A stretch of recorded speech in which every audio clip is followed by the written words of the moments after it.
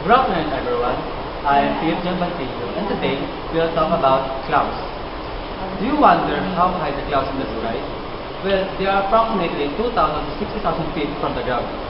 This height can also be calculated or estimated through the help of our simple experiment today entitled Estimating Cloud Height. So, here are the materials.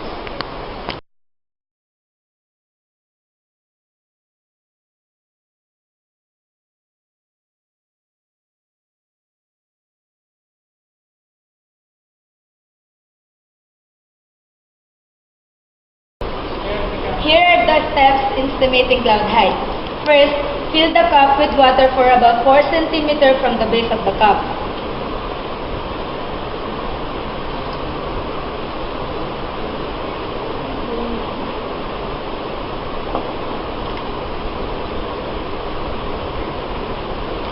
Now, the water is measured 4 centimeters. The second step is put an ice in the water and wait until moist appears outside the metal cup.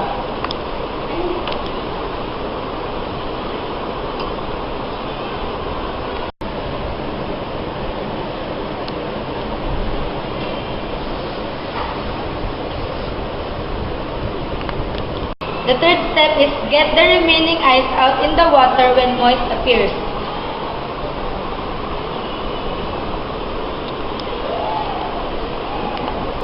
Record the temperature in the water.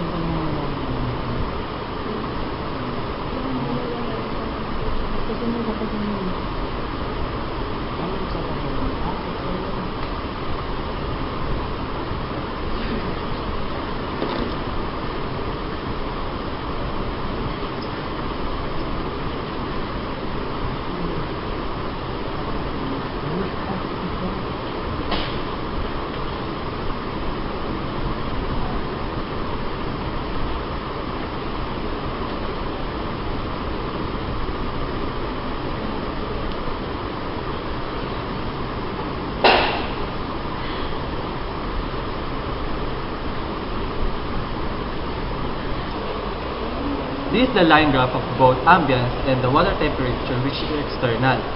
As you can see, this is the line graph of ambience, temperature of the ambience, which is constant, and this is the temperature of the water that starts from 25 or 26 degrees Celsius down to 17 degrees Celsius because we added an ice into it, and when the moist appears, the temperature downs into 17 degrees Celsius. How can we get the dew point? First, let's add the moist appears, which is 17 degrees, to the moist evaporate, which is 32.2. The sum of this is 50.2 degrees Celsius. Then divided by 2, and the quotient is 25.1 degrees Celsius. We decided to get two different air temperatures because the height of the clouds depends on the current temperature of a certain location. Meaning to say, the air temperature is directly proportional to the height of the clouds.